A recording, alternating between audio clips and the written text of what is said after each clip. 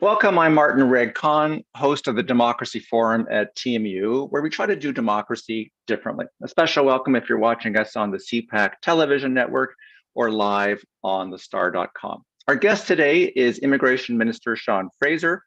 Before I formally introduce him, I'd like to formally acknowledge that Toronto Metropolitan University is on the traditional lands of the Anishinaabe, Mississauga, Haudenosaunee, and other Indigenous peoples who were here long before we had any immigration to speak of or a Minister of Immigration to talk about it.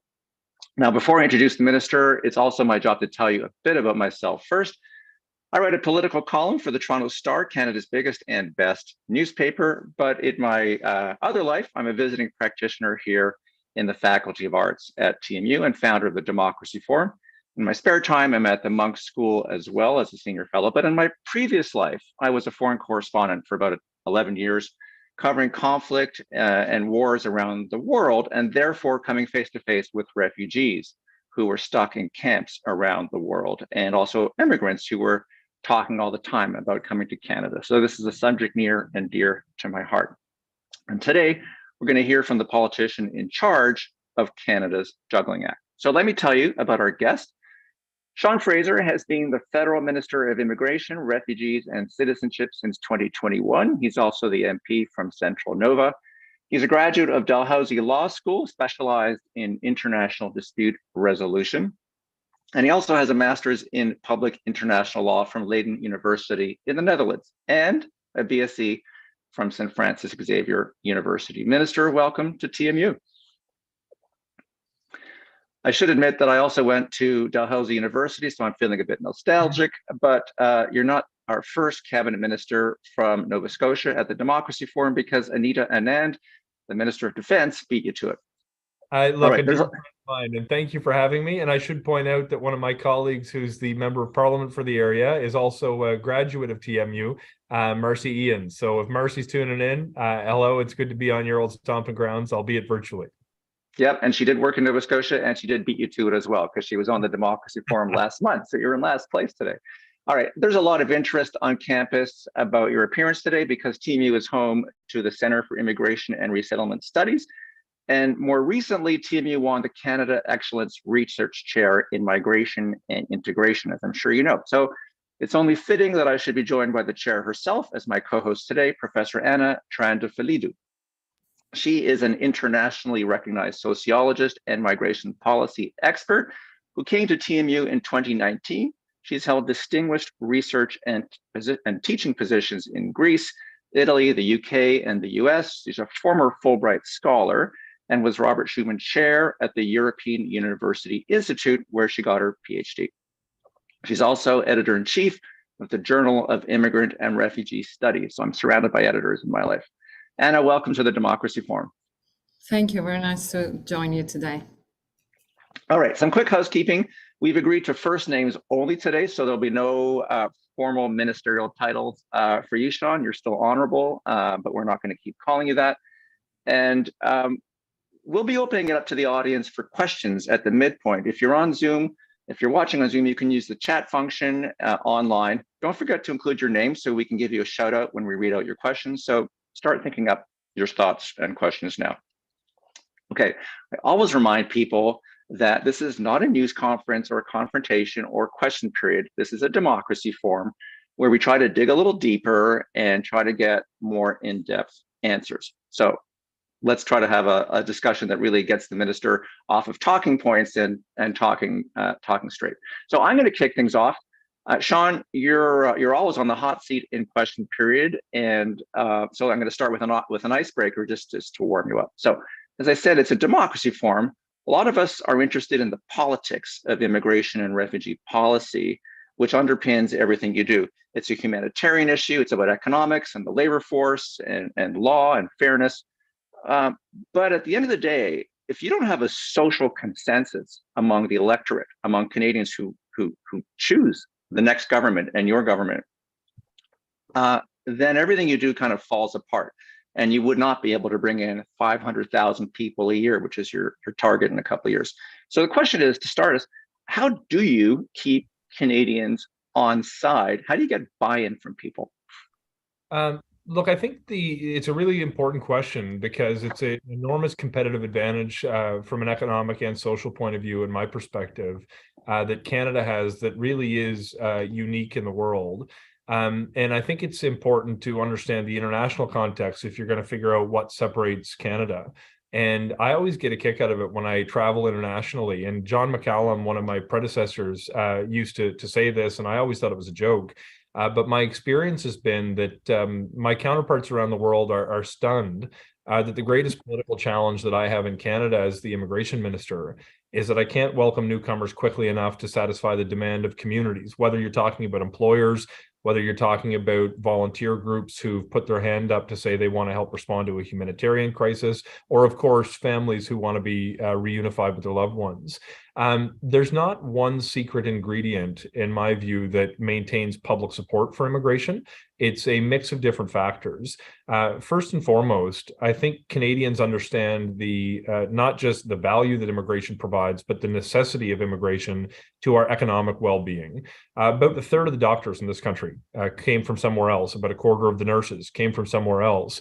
And when you're having your appendix removed, you don't really care about where the surgeon came from. You care about their ability to remove your appendix safely. What I've seen in my own home community in rural Nova Scotia has been eye-opening for the public support behind immigration, because we were living through the counterfactual, which is a devastating set of circumstances if you don't embrace immigration.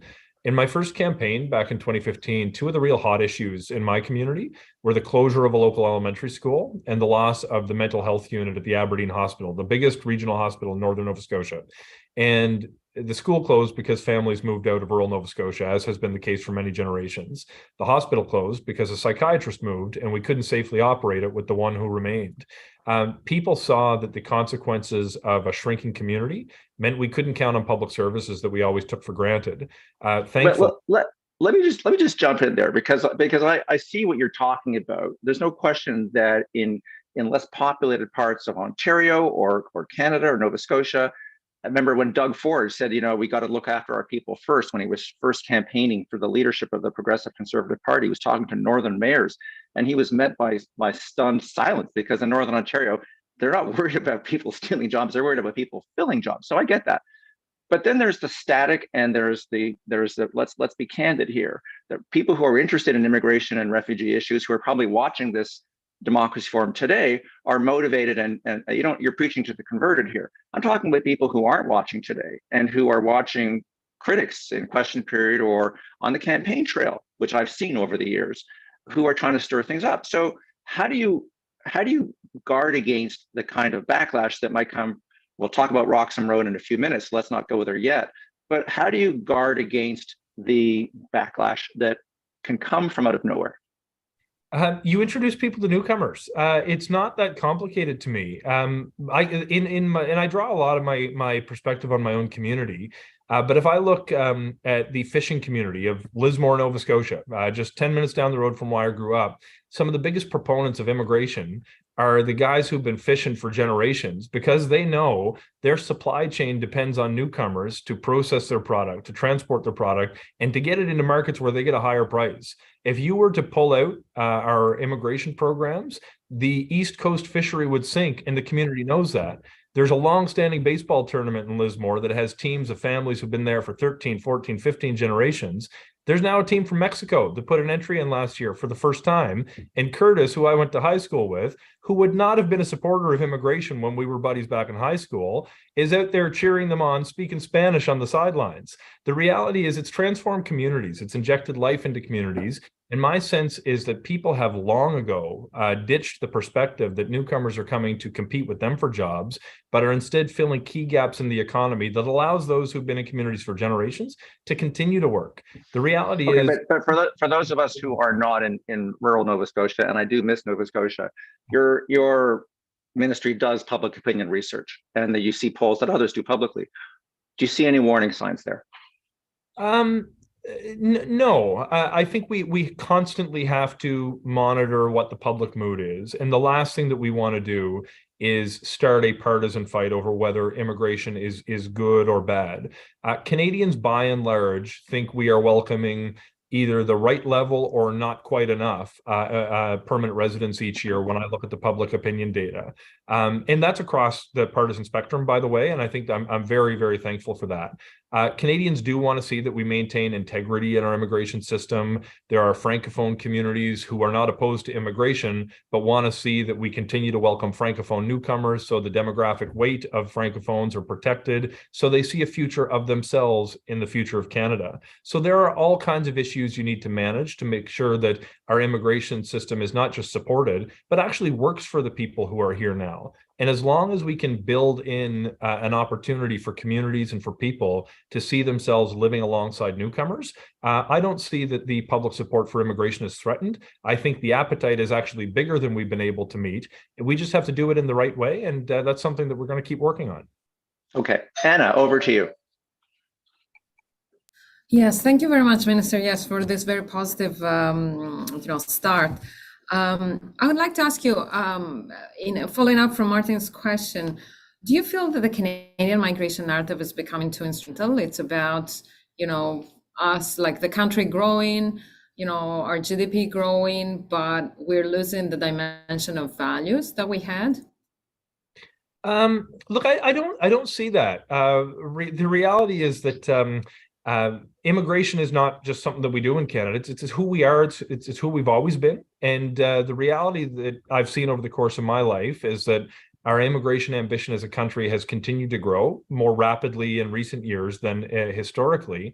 And newcomers who move into our communities, in my experience, have in part moved to Canada because of the values that we've always espoused and integrate fairly successfully in Canada compared to many other countries in the world. Certainly, we want to continue to educate people about their rights, their responsibilities as a newcomer, as a citizen. But the embrace of diversity is part of the Canadian values. And this spirit of multiculturalism and diversity, in my view, is strengthened by immigration. So it's a natural fit for Canada, given our history of welcoming immigrants over the course of, since long before Canada was a country. And I think that's unique in the world because we don't necessarily have that ethnic nationalist history that many other countries in the world do. And it makes it easier in Canada for us to continue to welcome newcomers from different parts of the world than some of our counterparts on the global stage. I'll jump in here if I can, just to change gears now that we've warmed you up. The journalist in me, and I know Anna is keen to talk about this as well, needs to jump on the latest news. The talking point is Roxham Road. And you just made your own journey to Washington this month, where you met your counterpart. You have the US president coming here to meet the prime minister in just a couple of weeks. But you came back from Washington, unsurprisingly, without any commitments. This has been a long-standing debate and discussion. But I was struck that you came back with kind of a reminder to Canadians that we need to deal with root causes, that we need to deal with holistic solutions. And you're right, but that's going to take a long time.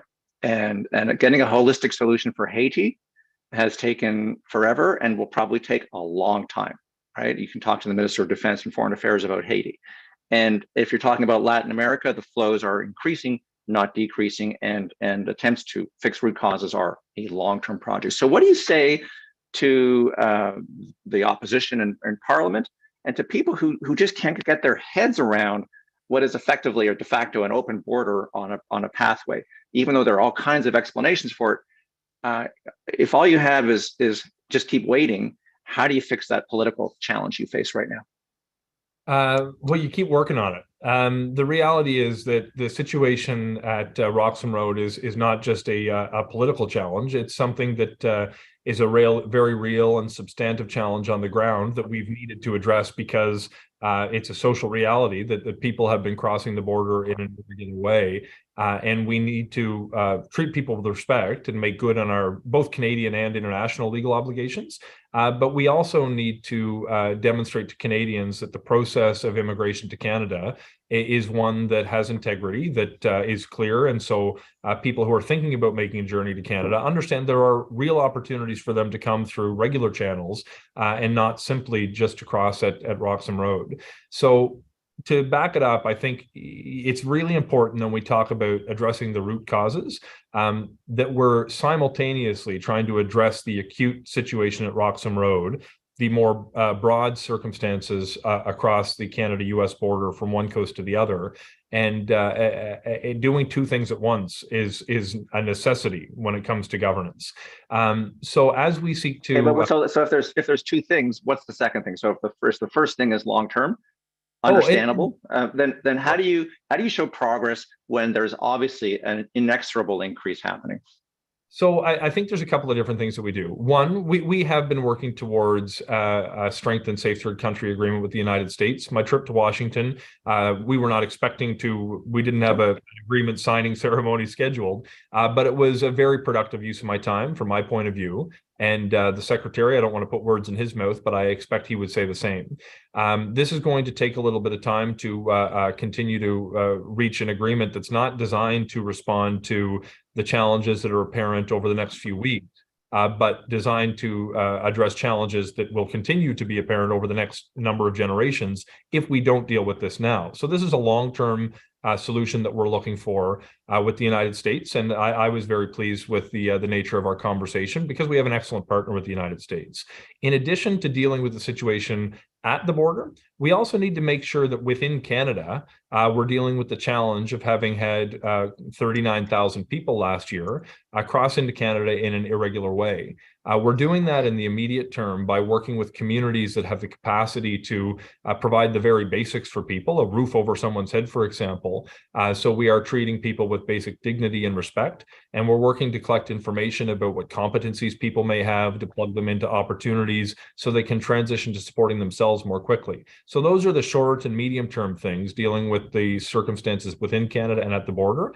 But we have to constantly be working on the long-term challenge, which is the root cause of irregular migration, whether that's building capacity with the nonprofit sector and civil society actors in source countries, or whether that's advertising the regular pathways, which we are still hungry to recruit people through. I'm thinking, for example, the temporary foreign worker program. When I met with my before you shift, let's stay on Roxham Road for a minute, because I'm sure Anna has a follow-up as well.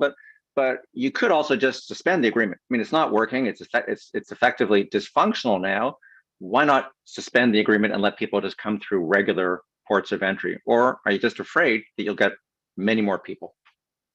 So I don't think suspending the agreement is a workable solution for a number of reasons. I think one, although you might see more traffic at points of entry, if your challenge is not just where people are crossing, but the fact that many people are crossing, it's not going to fix that challenge. In fact, I do expect you would see an uptick in the number of people who make asylum claims after crossing into Canada if you suspended the Safe Third Country Agreement. So I would not suggest that it provides no value now. I think there are challenges with it that we need to overcome, and I think that's pretty clear given what's transpired over the last number of months. But the other piece that not enough people are talking about is the dangerous journey that people take to come to Canada or to the United States is not just apparent at the border. There are people who are making life-changing, dangerous decisions for themselves and their family throughout the entire path along their migration journey. We should not be creating incentives that encourage people to uproot their lives, to flee very challenging circumstances that's going to place them in danger.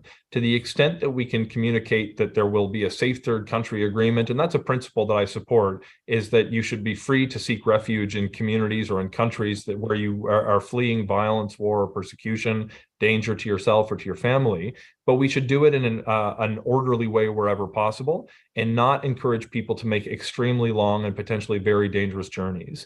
By regularizing the situation, not just at Roxham Road, but across the entirety of the Canada-US border, we'll be able to not only reduce the number of people who come to make asylum claims that would have been safe to do so in another country, but we'll discourage people from making that decision to make an extremely long and perilous journey for themselves and their loved ones.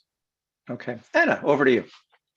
Minister, I very much appreciate your complex thinking, although I suppose you're not a migration researcher, and it's definitely, as you say, that people have very good reasons for leaving their countries. I'm afraid they prefer this hopeful uncertainty towards the hopeless certainty that they have in their countries, and we shouldn't forget that the people leaving in are not the poorest of the poor. They're actually usually people with significant resources that can make, like even just to imagine the strip, let alone plan it and make it. But I do appreciate what you say about the short, the medium, and the long term. And this is very much how we're thinking researchers.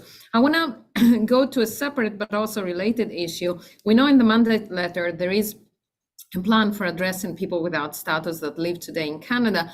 And although many people would have thought, oh, Canada is far removed geographically from regions that are producing asylum seekers and say irregular migrants, we do know generally, in fact, that people generally come here with documents legally, but we also know that they sometimes fall through the cracks.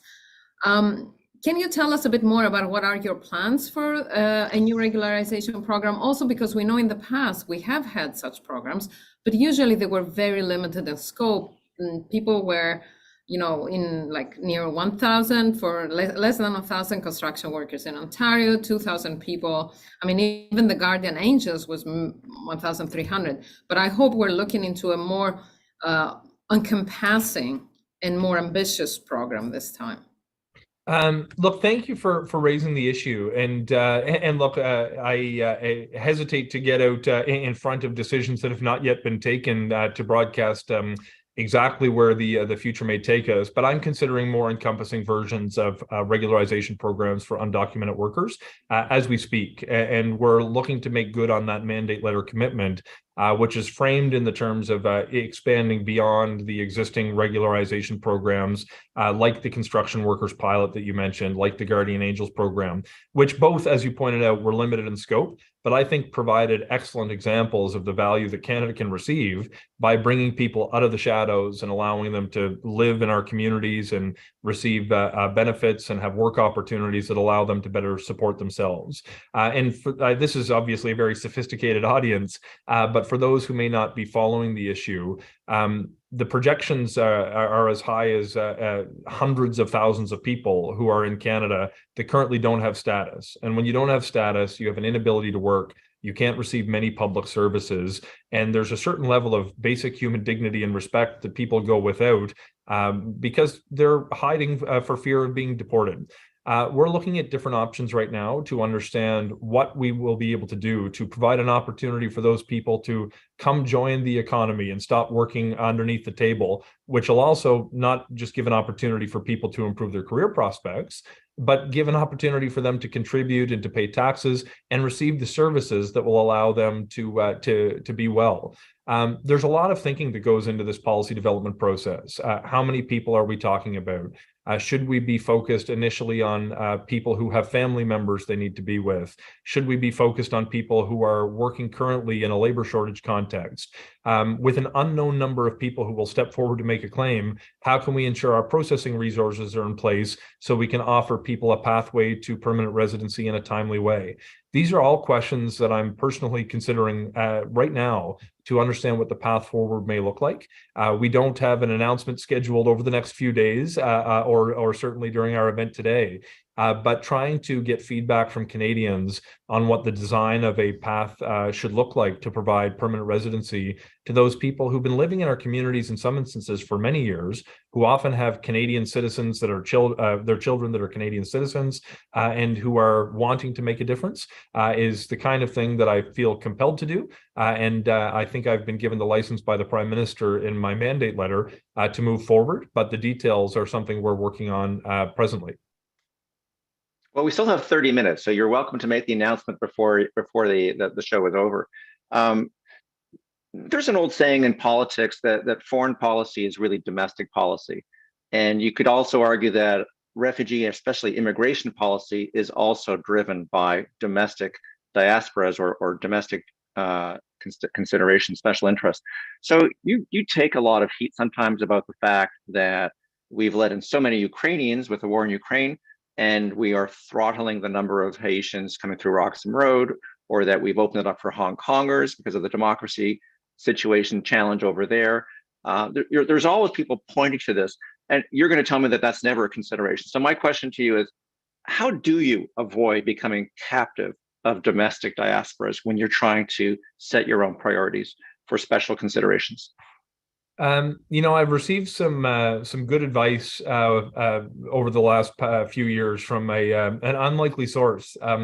Someone who's become a bit of a friend over the course of the past few years is former Prime Minister Brian Mulroney. And what he communicated to me upon my appointment to cabinet was a message. He said that he left with his ministers when he was sworn into the Prime Minister's office, and he said, "Concern yourself only with what serves the long-term interests of Canada. And if you've satisfied yourself at the end of the day that the decisions you take meet that outcome, you're going to sleep very well. And at the end of your career, you'll be very pleased with your accomplishments." When I think about what policies we adopt, whether it's the response to Ukraine, whether it's the situation at Roxham Road, whether it's the overall immigration ambition, I'm trying to figure out what's not just going to help the labor shortage today, what's going to help us address the long-term skills gap that exists in the Canadian economy. On humanitarian issues, this is one I struggle with because there are so many vulnerable people in the world who would be well served by having a place in Canada. But when I think about the disproportionate response compared to many other countries in the world, when I look at Afghanistan or Ukraine, I think to myself, in the case of Afghanistan, we're dealing with a group of people who Canada counted on during our time. And it makes sense to me that we communicate to the world forever and a day that we're going to have an outsized refugee resettlement program when we count on you for assistance when the Canadian forces show up on a mission of global importance. With respect to Ukraine, we discussed this during the Prime Minister's visit to Nova Scotia this morning. One of the things that people may not appreciate is certainly there are vulnerable people who fled Ukraine. But when we saw millions of people leaving, what was under attack was not just their homeland, but values that we care about in Canada: sovereignty, territorial integrity, self-determination. These are values that have delivered peace and prosperity to Canada for the better part of the past century. And if we don't put our money where our mouth is when it comes time to respond to a crisis of this scale, then I don't think we're meeting our own expectations, let alone the expectations of any given diaspora community in Canada. So it's obviously you respond to feedback that comes in from this corner of the country or that corner of the country. But at the end of the day, if you're satisfied that what a particular community is asking for is actually in the long-term interests of Canada, then I think at the end of the day, you'll be pretty happy with the decisions that you take. Okay, I think I'm guessing you have you just dropped references to St. Francis Xavier University, and you get Brian Mulroney to return the call, given his connection to that campus as well. But I think you could summarize it as good government is good politics is a motto, but I'm not sure everyone always follows it. I will say that the Prime Minister, when he was in power, and I covered him, made sure Canada was the first country to recognize Ukraine diplomatically at the time, and it was the right thing to do. So you've talked a lot about Nova Scotia. When I went to Nova Scotia for university, it was very white. It's not that white anymore. But I'd like to talk about, because since you keep mentioning that your home province, the challenge when you bring in 500,000 immigrants, which is the target for 2025, and it's gone from 400,000 to 500,000 on your watch. That's a 25% increase. I keep hearing our Premier, Doug Ford, not complaining, but using that as an excuse to cut up the Greenbelt, if you can believe it, because he argues, well, we're getting 500,000 immigrants a year, roughly half will, if not more, will settle in the Greater Toronto Area. Therefore, we need to carve up the Greenbelt. We need to build houses like crazy. So without getting into a Doug Ford digression, there is often a worry that there's too much of a good thing. So how do you, and also that we're keeping too much of that in the GTA. So how do you, because people have talked about this forever, how do you make people, persuade people, encourage people to go to Nova Scotia, Northern Ontario, the North, and other parts of the country that are depopulating? How do you make them stay there? How do you persuade them to stay there? Look, there's not a silver bullet, but we need to address this issue. And look, for what it's worth, I obviously disagree that there's one particular area that you would need to build out housing to serve newcomers, given the vast swaths of space that we have available. Right. But there are very real challenges that particular communities are facing. And I should say as well that this is not driven just by our permanent residency targets. I would say far less so. I think our temporary programs, if I look at the expansion to the international student program or a temporary workers program have greater pressure being added than I would suggest even our permanent residency programs. So there's a couple of things that I think are really important that we've tried to be more thoughtful about this past year than over the course of Canada's history to promote the regionalization of immigration to Canada. First of all, we should recognize that of that 500,000, year to year, it might be close to half of the number of people that are settling as permanent residents are actually already living here as temporary residents. They don't add pressure to the housing sector if they already have a home and are living here. They don't take a job from anyone if they're already living and working here. And as we discussed, my view is even if you come from a third country, you're probably protecting jobs of Canadians by adding value rather than taking it from them.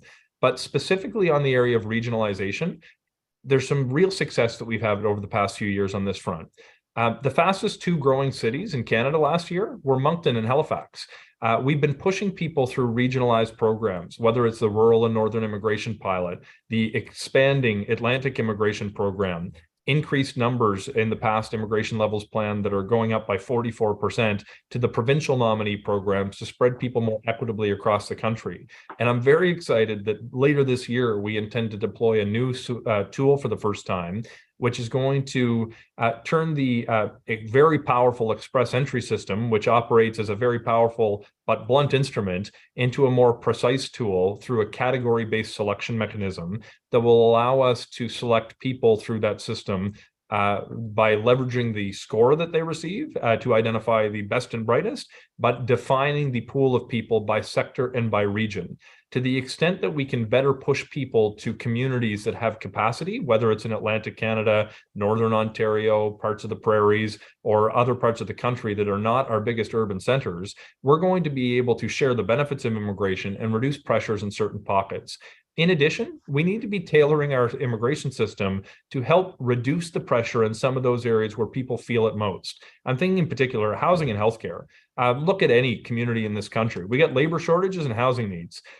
When I sit down next to Ahmed Hussein, we in the House of Commons, he sits immediately to my left. I always joke with him that, are you going to be able to build enough houses for all the newcomers that we're bringing? And he says, it depends. Can you bring enough newcomers with the skills we need to build them?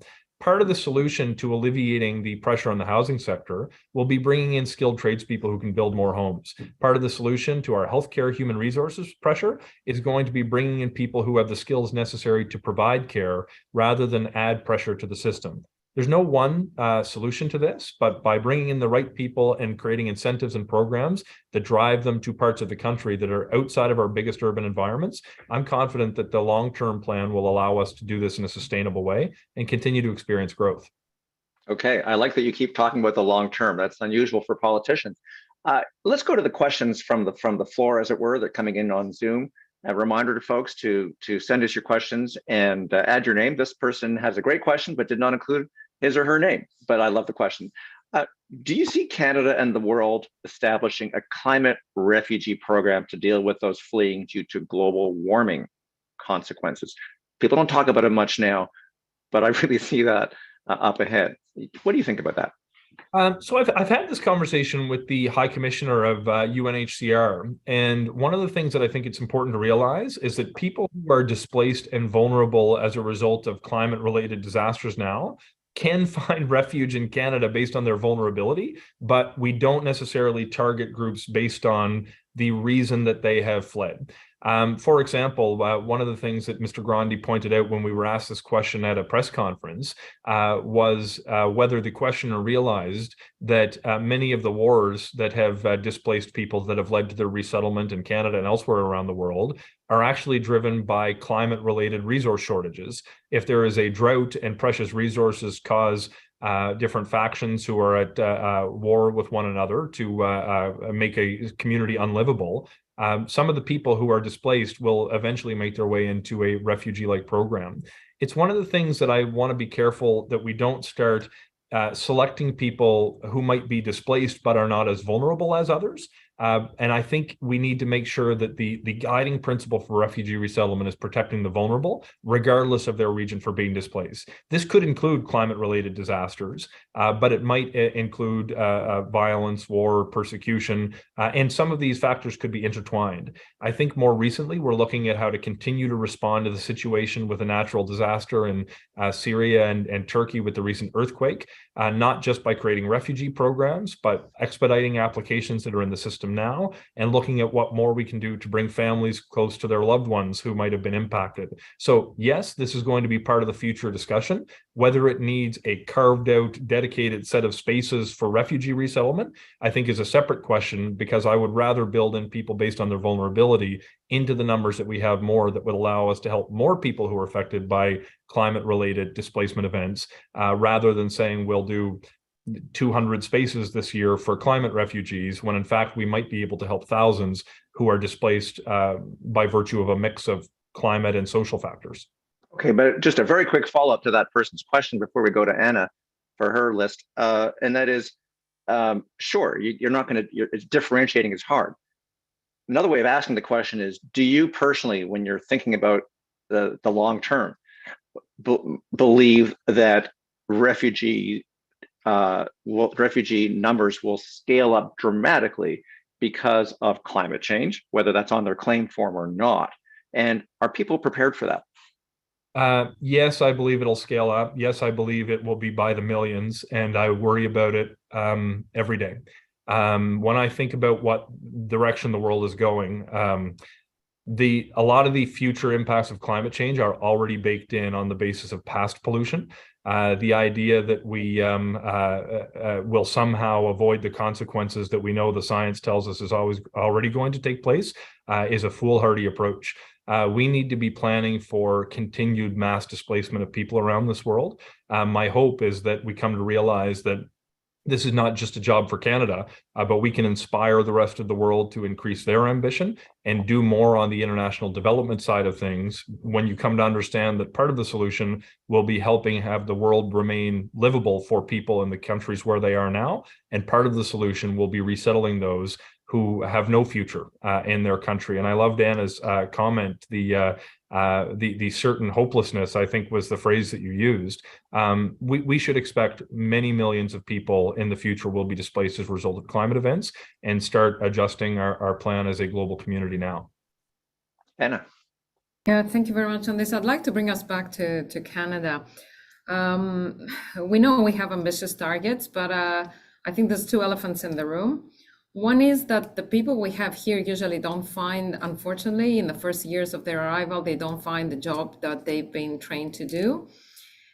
And I have a specific question on that is sent also from my colleague Rupa Banerjee from TMU.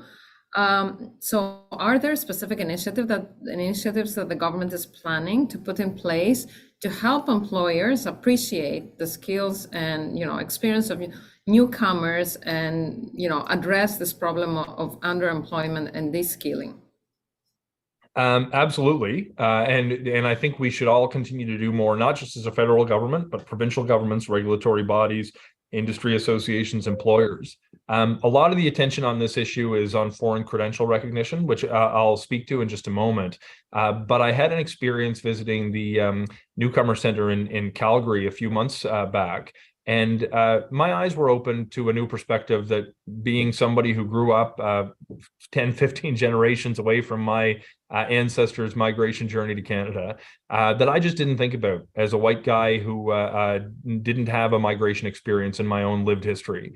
I was speaking with the person who ran the center, and I made a comment about the rate of entrepreneurialism we see with so many newcomers in Calgary. And she said, "You know why that is?" And I said, "No, tell me." And she said, "It's racism. There's a lot of businesses don't hire people who look like me because they find people who look like you. And we're forced into entrepreneurialism, not because it's what we wanted to do, but it's the only person who would hire us was ourselves. And my jaw hit the floor. Talk about the value of speaking to someone based on their own lived experience. I learned something that day that's going to stick with me for a long time. So through initiatives that we can fund that promote acceptance and celebration of diversity, racial equality, and education within economic sectors about the value that newcomers can provide when they join the workforce will help us overcome the racial discrimination that will allow people who are qualified to work more quickly and at their full potential. But on the issue of credential recognition, we need to fix this. We need to fix it. Canada recruiting people from around the world, and we need to fix it as between Canadian provinces. So there's certain things we can do as a federal government. There's certain things that are other levels of government are empowered to do. What we have been doing as a federal government is trying to fund credential recognition programs, whether that's financing micro-lending institutions who can pay upfront for the cost of training. Windmill is a wonderful organization that provides a great example. But we also created a foreign credential recognition fund with $115 million specific to helping newcomers overcome credential recognition barriers. The challenge that I have is the vast majority of people who work in this country are not regulated by the federal government. They're regulated by provincial governments, or more often by regulatory bodies who answer to the provincial governments. One of the things that I'm hoping will provide an extra incentive is this category-based selection tool. What I've told my provincial counterparts, all of whom agree we need to address this, by the way, but have to sort this out with the regulatory bodies, is that I don't want to do targeted draws for healthcare workers if you can't guarantee me that they're going to be able to work in a reasonable period of time. To the extent that they can solve their credential recognition barriers, that's going to give me the social license that I need to go do a targeted draw for doctors or nurses or a given professional in a particular jurisdiction. I'm hopeful this will start to have an impact in the second half of this year, but in the long-term solution here is going to come through provincial engagement primarily with those regulatory bodies, but they should know full well that the federal government will use its spending power to help. The federal government will use every element of soft power we can develop. And we're also willing to leverage this new category-based selection tool to reward the most forward-thinking provincial jurisdictions who overcome these barriers and set examples that others might be able to follow.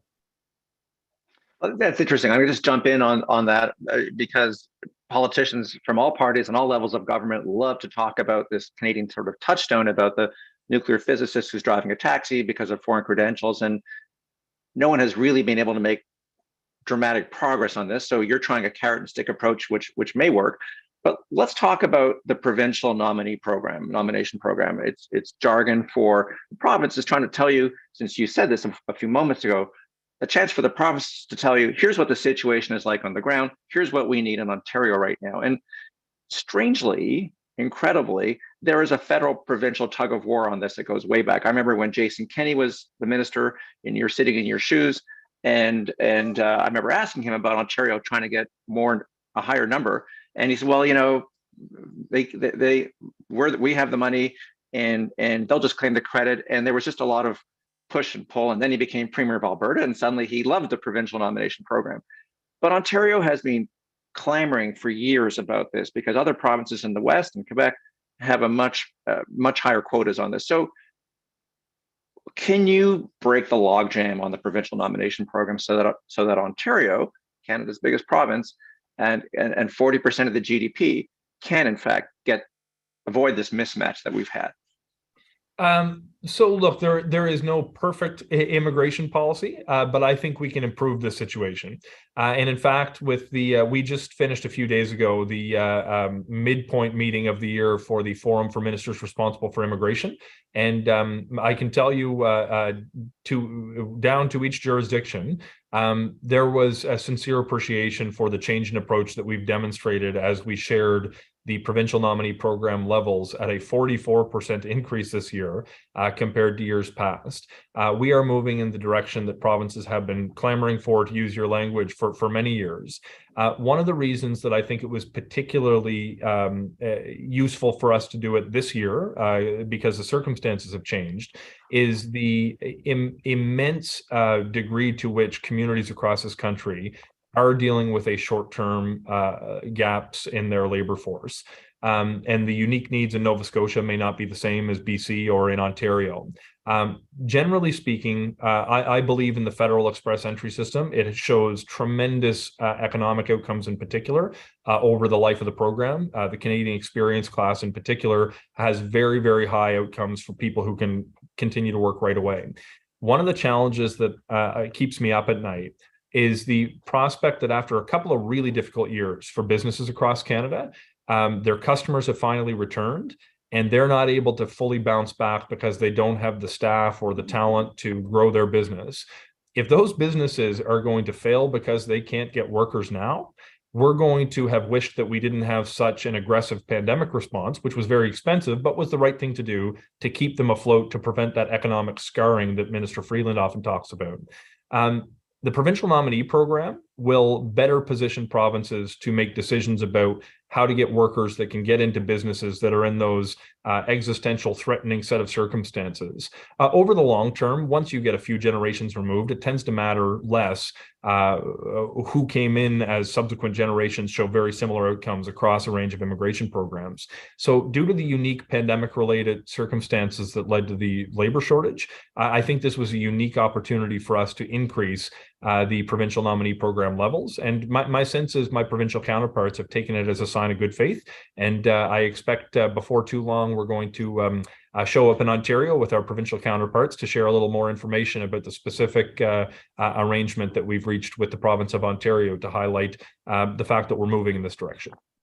Well, that's 2 announcements you can make in the next 15 minutes if you want. Feel free.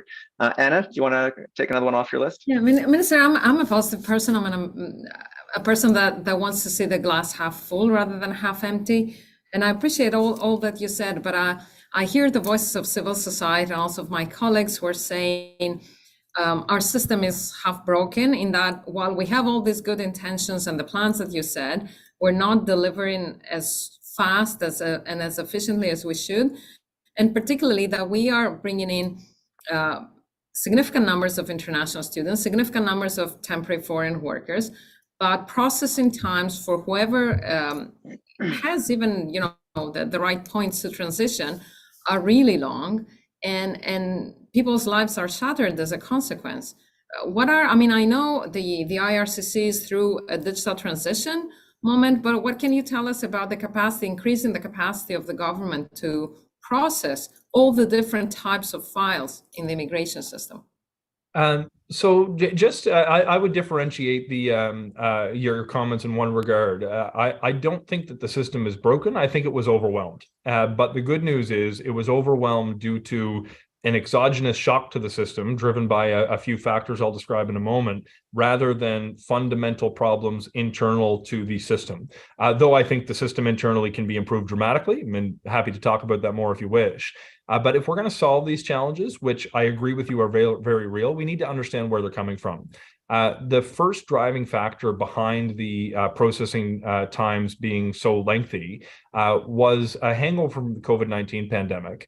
It doesn't take a genius to figure out things get challenging when you're in the business of bringing people into a country when you close the border for public health reasons.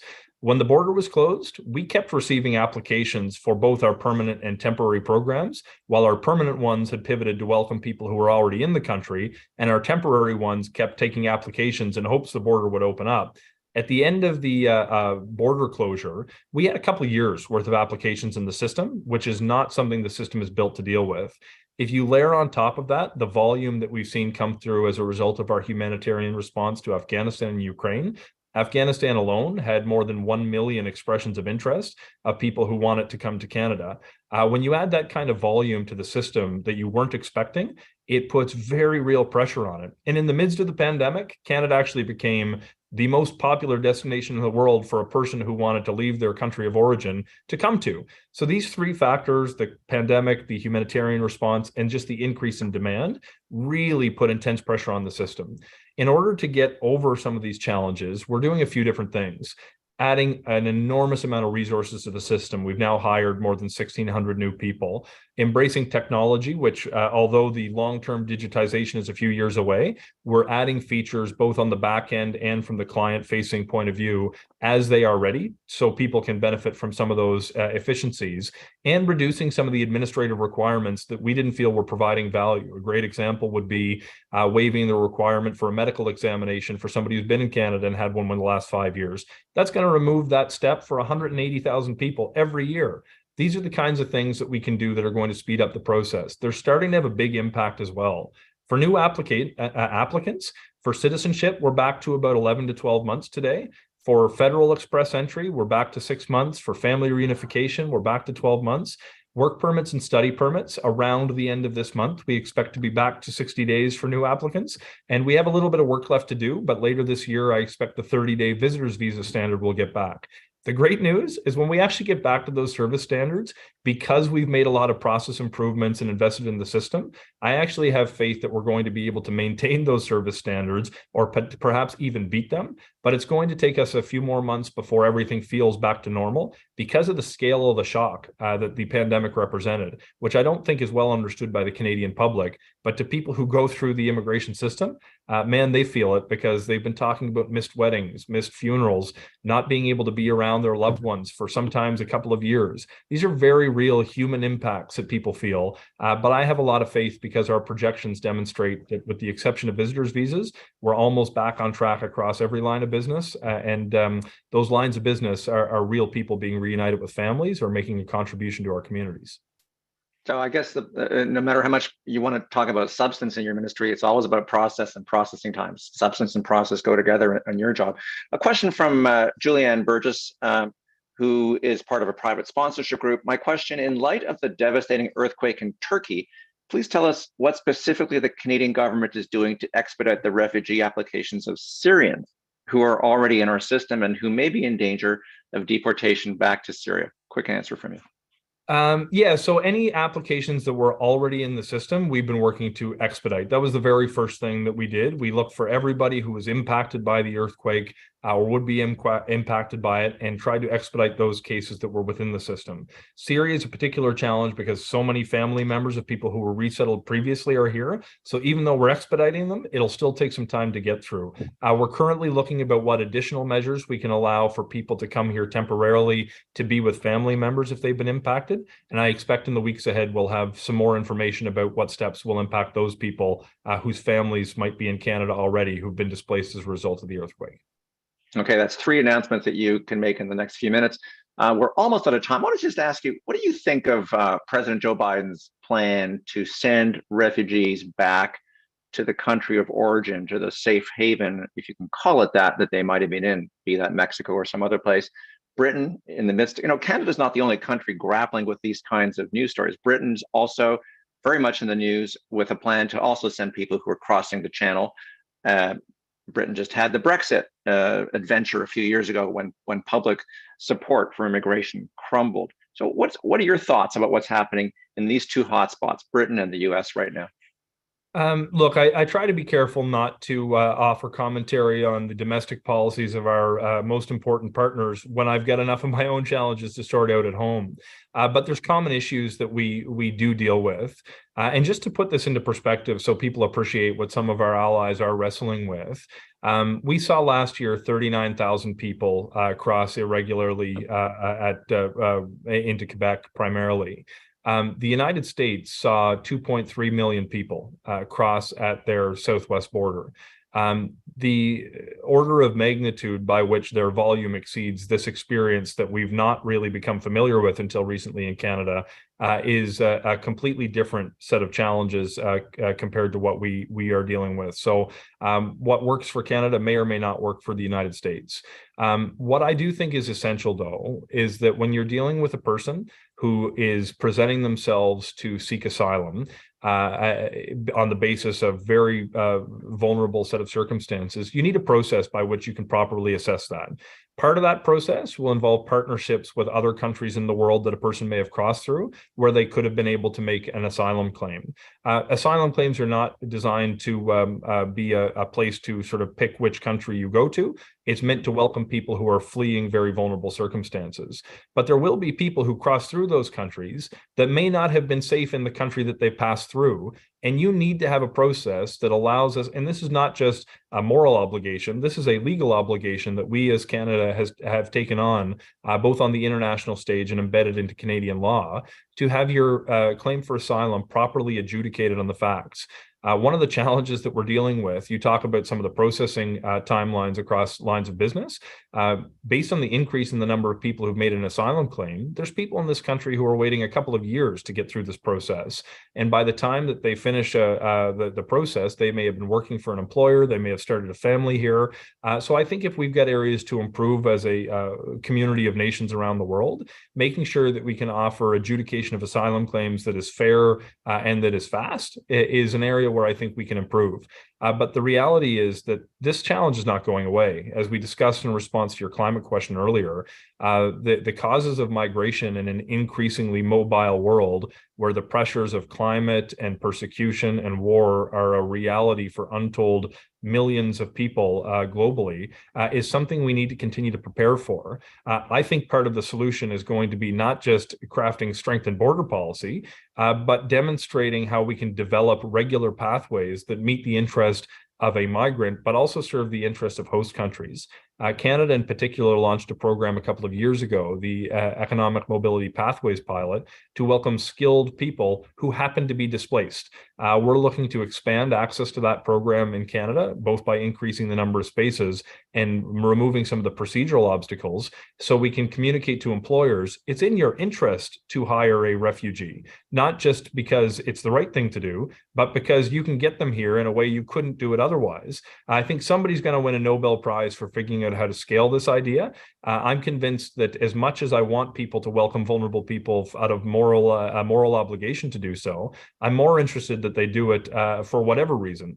And I trust people's sense of self-interest more than I do their sense of altruism. And in this instance, if we can scale this program and share it with the rest of the world, I will one day look back on my career and said I did something meaningful. Very much a long-term thinker here. It does sound, though, as if immigration and refugee and resettlement really are, at the end of the day, about scaling. I mean, it's great to bring people in, but it's scale. You mentioned the order of magnitude for what the American intake is, and of course, the number of Canadians or people in Canada who go to the US in an irregular way is arguably higher than the number who come in. So net, the Americans are taking more from the North and a whole lot from the US. Look, we're not out of questions yet, but I think we're out of time, and we did promise to liberate you on time. So you're going to have to continue with your balancing act without us. So Sean, thank you for joining us. Thanks also to my co-host today, the Canada Excellence Research Chair in Migration and Integration at TMU, Professor Anna Triantafilidou. We're grateful to the Faculty of Arts for sponsoring today's event, and thanks to everyone who joined us today. One quick plug, I'll be giving a talk tomorrow night on the power of media and democracy for the International Issues Discussion Series at TMU. You can get the details by looking it up online. Just search for TMU and IID. Or if you're reading my column today, there's a plug at the bottom. Always plugging, always promoting, and promoting democracy. Thank you, everyone. Stay safe and safe travels. Thanks so much for having me, folks. Take care.